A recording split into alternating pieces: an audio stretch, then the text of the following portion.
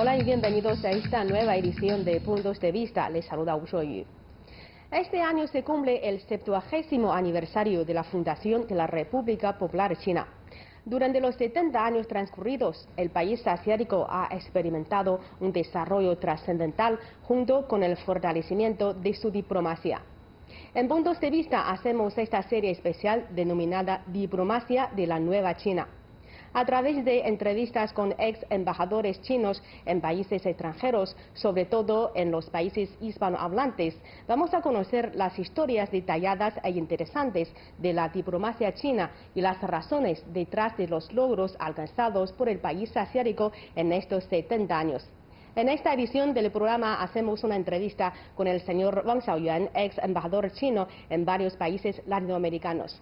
Embajador, bienvenido una vez más a Puntos de Vista. Mucho gusto estar en su programa. Muchas gracias por venir. Bueno, la diplomacia china ha crecido junto con la nueva China. Como embajador del Servicio Exterior de China, ¿podría repasarnos la trayectoria de su carrera diplomática, así como los importantes hitos que marcan la diplomacia china? Bueno, voy a empezar con mi historia con el idioma de español y mi experiencia en el servicio diplomático. Yo empecé mis estudios, bueno, yo nací en los años 50 primero, nací unos años después de la fundación de la República Popular, crecí en los años 60 y en los años 70 aproveché una beca del gobierno para salir a estudiar fuera del país. Terminé los estudios en 75, me quedé a trabajar unos años en la embajada nuestra en México y después regresé al país. Y ahí trabajé durante 8 años como traductor de los altos dirigentes del partido y del gobierno. Y después salí a trabajar otra vez en las embajadas, sucesivamente en Cuba, en México otra vez, en España. Y a partir de los años 2000 empecé a trabajar sucesivamente en los países de América Latina y del África, primero como cónsul general en Brasil, en Río de Janeiro, después en Guinea Ecuatorial, en Uruguay, en Costa Rica y en Colombia. Bueno, una experiencia total, casi total con los países hispanoparlantes. Yo creo que la diplomacia de la nueva China en los 70 años puede ser dividida en 2 periodos. Y casualmente cada periodo es marcado por una década.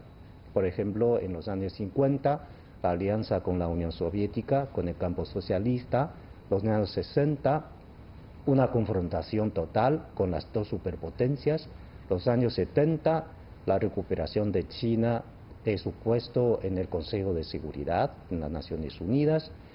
Y en los años 70, también el mejoramiento de las relaciones con Estados Unidos, y en el otro periodo, en el segundo periodo, digamos, periodo de la reforma y la apertura, en los años 80, una apertura no total, una gran apertura exterior.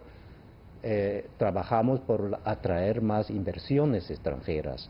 En los años 90, pues China fue afectada por los cambios ocurridos en el campo socialista en la ex Unión Soviética, y entonces China se defendió su posición en la arena internacional.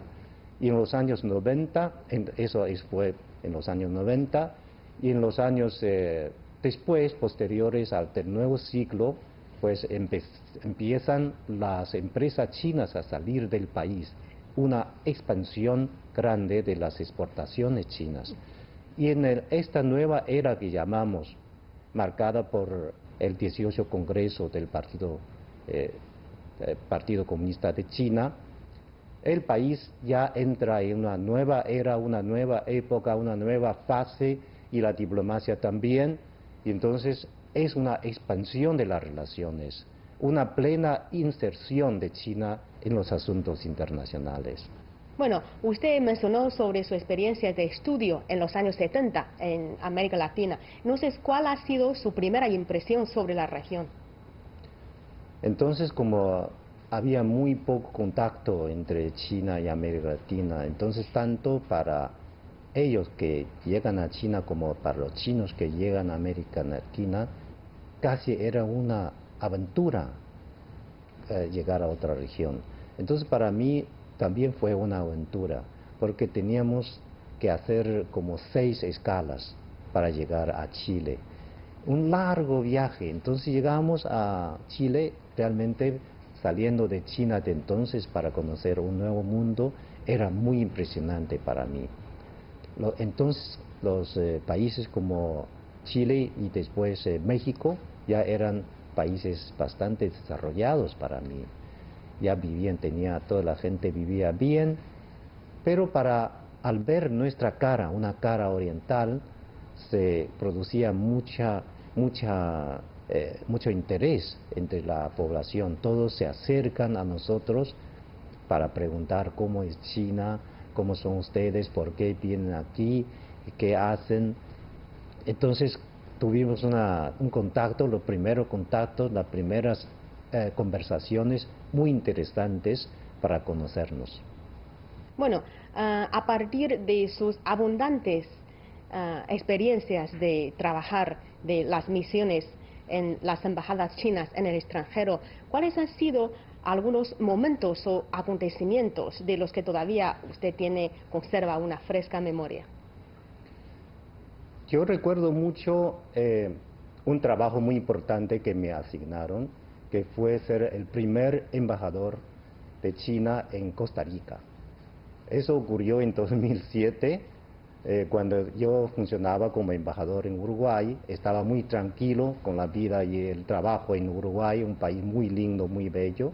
Entonces me llamaron para encargarse del establecimiento, abrir la embajada en Costa Rica, porque establecimos las relaciones diplomáticas con este país el 1 de junio de 2007.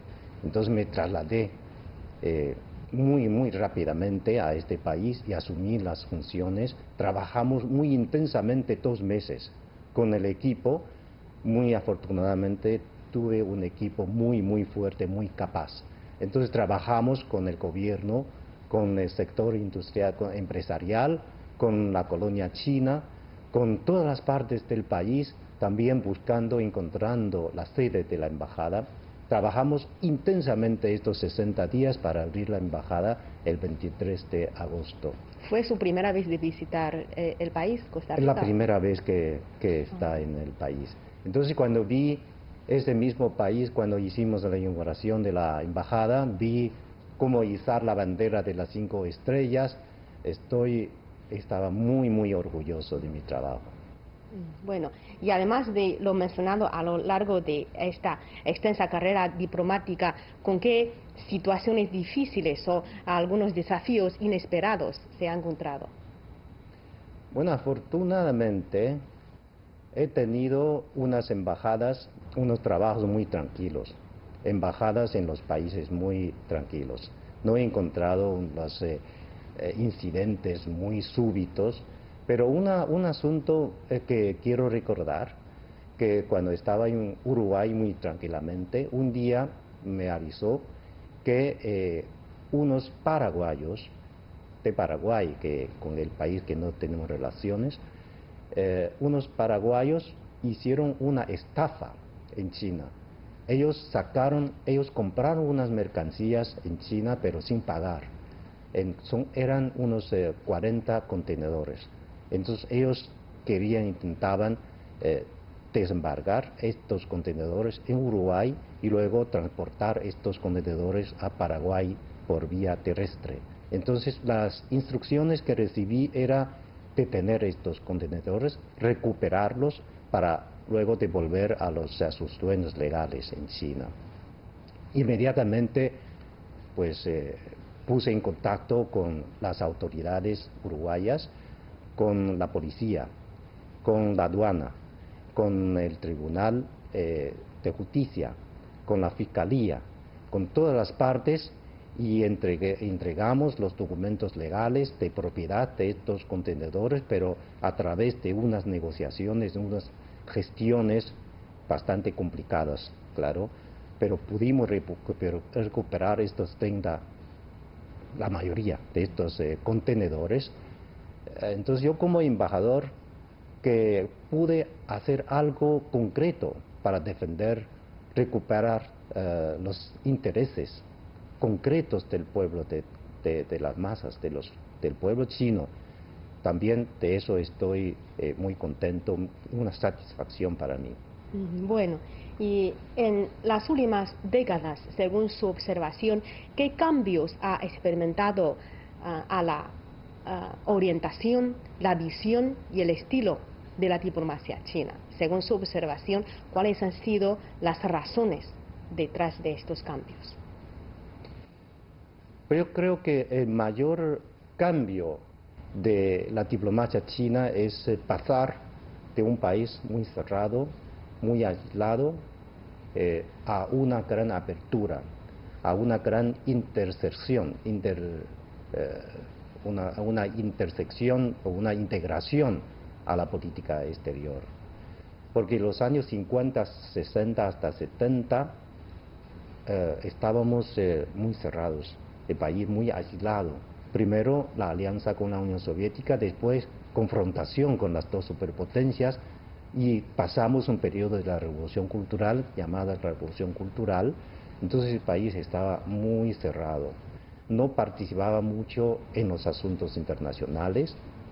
Incluso en los primeros años de la apertura, pues China no podía proponer, no proponía pocas cosas. Las políticas, grandes políticas globales, son propuestas por otros países, otras potencias. China nada más pues veía, aprobaba y levantaba su mano para decir sí o no.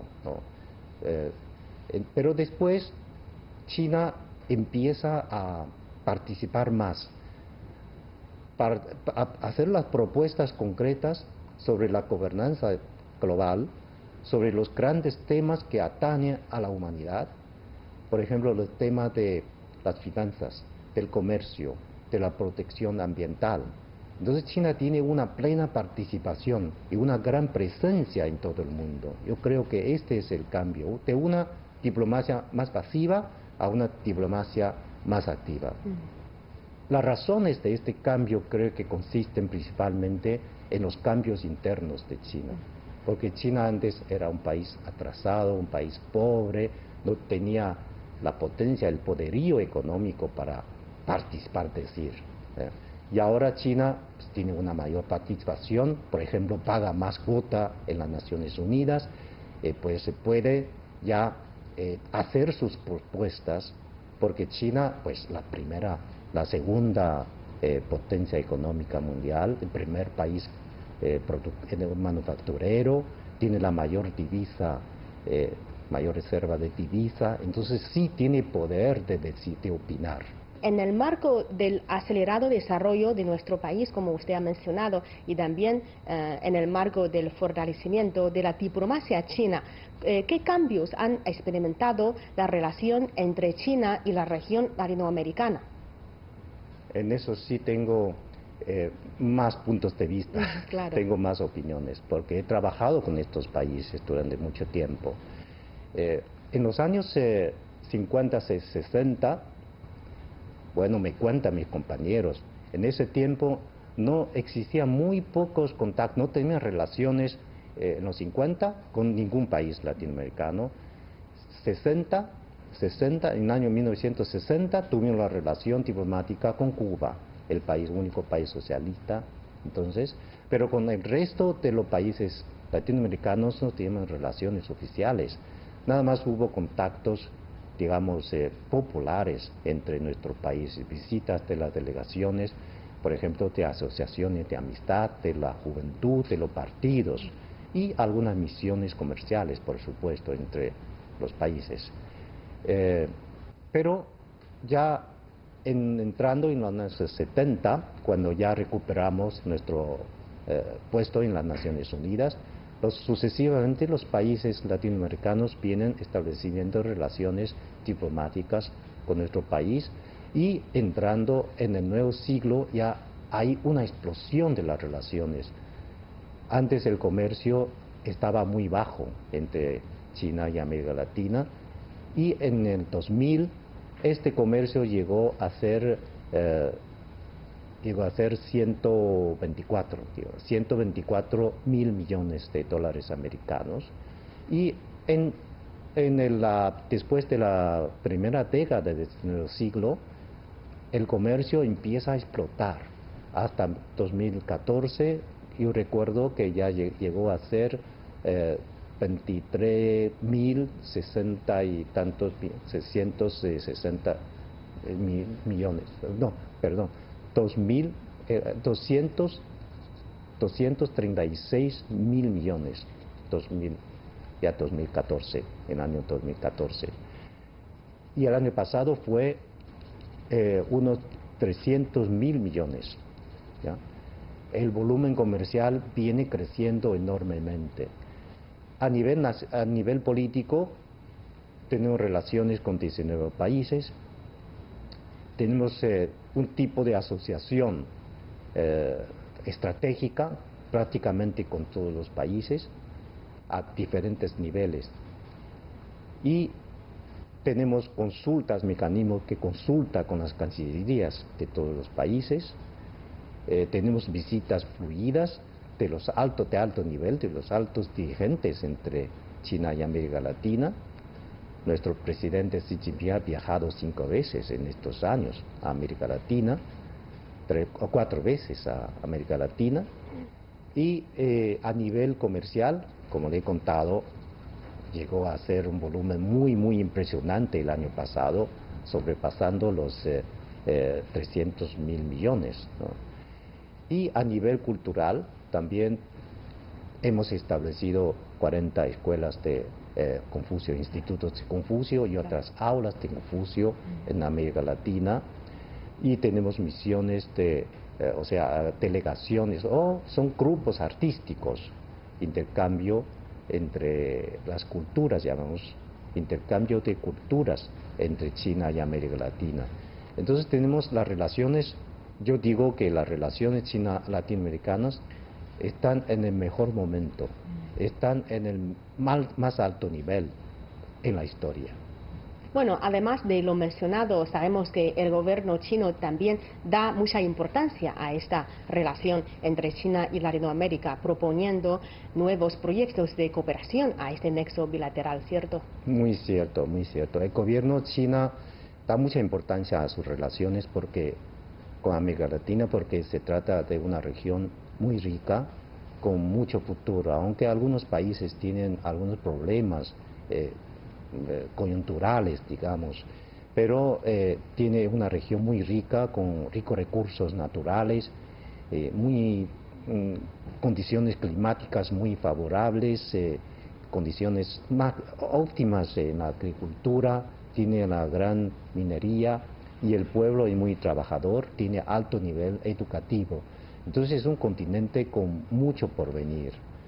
Ya en 2008 China publicó un libro blanco, un libro de la política para con América Latina, y estas políticas fueron renovadas en 2015.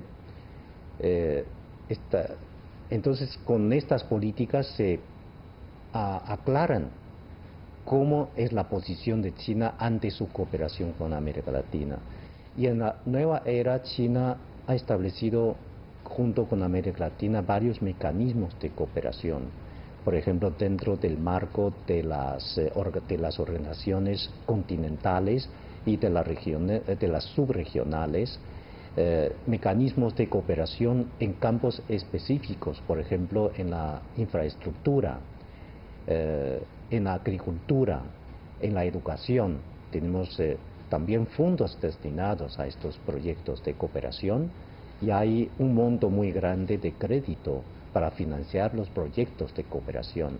Y últimamente, con la propuesta china de la iniciativa de la Franja y la Ruta, también hemos firmado unos memorándums de cooperación con los países latinoamericanos sobre la iniciativa de la Ruta y la Franja, con 19 países. O sea, estas propuestas chinas de cooperación han recibido una respuesta muy positiva de los países latinoamericanos.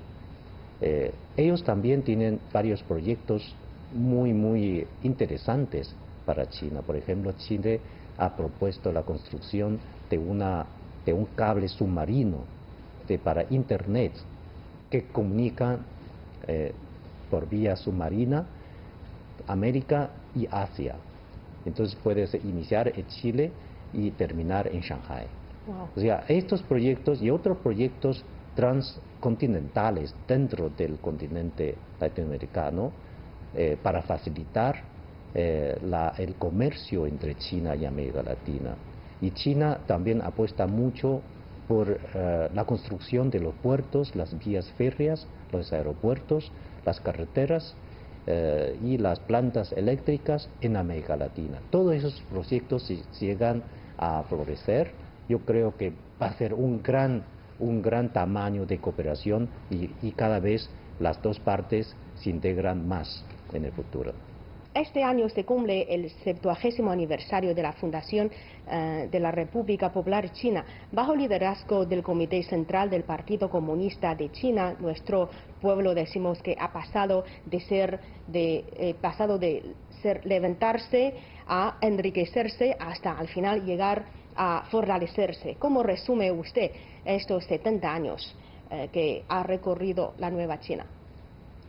Bueno, es difícil resumir estos grandes logros de los 70 años en pocas palabras, pero quiero citar unas palabras del expresidente de Ecuador, Osvaldo Hurtado, que estuvo últimos días en China participando en un evento. Es que en 1984 el presidente Osvaldo Hurtado visitó China y tuvo una entrevista con Deng Xiaoping. Fue recibido él por Deng Xiaoping. Y en esta ocasión yo trabajé como intérprete de los dos grandes dignatarios. Entonces, el presidente Osvaldo recuerda que entonces Deng Xiaoping decía que ustedes, Ecuador, son un país muy rico y China somos un país muy pobre y que China tenemos la meta de tener un ingreso per cápita de $800 y esta es nuestra gran meta para el final de este siglo, del siglo XX. Y el presidente Osvaldo recuerda que entonces en las calles de Beijing, cuando se brilla la luz, se enciende la luz roja de los semáforos, ante los semáforos se acumulaban muchas bicicletas y ahora ante los semáforos se acumulan un montón de coches. Demasiado. Estos son los cambios que se notan a la vista. Pero yo creo que hay unos cambios que son subalternos, son internos de China. Porque China pasó de ser un país muy cerrado, muy de una gran planificación, altamente descentralizada, una planificación que no tenía muchas relaciones en el exterior, las empresas no salían muy poco, a pasar de un país a otro país, a un país con un sistema de mercado, con una economía de mercado socialista, llamamos. Entonces, tanto el individuo como las empresas pueden poner en pleno juego su iniciativa. Todo el mundo vive, pues todo el país tiene este dinamismo, se siente este dinamismo.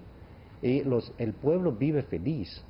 Se ha eliminado la pobreza de los 700 millones de personas en los últimos 40 años. Entonces, estos son los cambios internos de China. Estos sí son muy grandes, muy admirables por todo el mundo. Bueno, en estos 70 años de desarrollo, China ha dado una nota bastante, decimos, magnífica de su desarrollo socioeconómico. Y tal y como usted ha mencionado, podemos resumir que el desarrollo de China en estos 70 años, podemos decir que se divide en diferentes fases, diferentes etapas, como por ejemplo al principio de la independencia, después a la reforma y apertura, y después al desarrollo pacífico, al final llegando a la revitalización de la gran nación china en estos 70 años. Y entonces, ¿qué expectativas mantiene usted sobre el futuro del país? Pues yo tengo plena confianza sobre el futuro del país, porque yo he trabajado en el campus diplomática, en esta línea diplomática. Yo tuve la oportunidad de trabajar en varios países, tanto de América Latina como de África y de Europa, en este caso España. Entonces tuve la oportunidad de hacer una comparación de China y estos países. Entonces yo he visto que China ha seguido el camino trazado por el Comité Central del partido, entonces ha cumplido paso a paso la meta que ha propuesto. No ha caído, ha evitado cometer los mismos errores de otros países. Por ejemplo, la caída en la trampa de los ingresos medios. Algunos países permanecieron en esta trampa durante 30, 40 años, ¿sí? Y ahora parece que pueda repetir esta caída en la trampa de los ingresos medios. Pero China ha sabido evitar la caída en estas trampas. Ha tenido éxito en su política. Por eso tengo plena confianza. Yo creo que esta confianza no es solamente en el camino, sino también en el sistema, en la política, en la teoría que sigue China. Eso sí, entonces mi expectativa sobre China es que China va a ser mucho mejor. Como dice también Osvaldo Hurtado, dice que ahora China es la segunda economía y en pocos años será la primera. Pues yo espero que China cumple su sueño de la gran revitalización de la gran nación china. Bueno, la realización del gran sueño chino necesita los esfuerzos de toda la nación. Como un diplomático veterano, ¿qué espera del futuro de la causa diplomática de nuestro país, embajador? Como usted dice al principio, la diplomacia siempre ha acompañado al desarrollo de China. A medida que se desarrolla China, entonces la diplomacia también despliega, al mismo tiempo sirve al desarrollo de China. En el futuro yo espero que la diplomacia china sigue esta función, sigue este camino. A medida que China se desarrolla, China participa más en los asuntos internacionales, tiene más derecho a opinar, entonces la diplomacia tiene que desplegarse en este campo. O sea, difundir la voz de China en todo el mundo, hacer las propuestas chinas para la gobernanza global, internacional, abrir más caminos, abrir más espacio para el desarrollo de China, defender un medio ambiente pacífico para el desarrollo de China y también trabajar para una mejor cooperación, una mejor inserción de China en la comunidad internacional, una cooperación con todos los países. Las propuestas chinas ahora tenemos la construcción de una comunidad de futuros compartidos. Concretamente proponemos la iniciativa de la construcción de la ruta y la franja. Entonces la diplomacia tiene que trabajar más para que el mundo comprende el camino, comprende las ideas de China y pueda cooperar, tener una cooperación de ganar-ganar con nuestro país. Yo creo que esta es una gran tarea que debe asumir la diplomacia china. Bueno, y también esperamos que China, a través de sus políticas diplomáticas, pueda hacer más contribuciones al desarrollo mundial y hacer más contribuciones a la comunidad internacional. Bueno, así llegamos al final de esta edición de Puntos de Vista. Muchas gracias, embajador, por estar conmigo en esta edición del programa. Gracias. Gracias.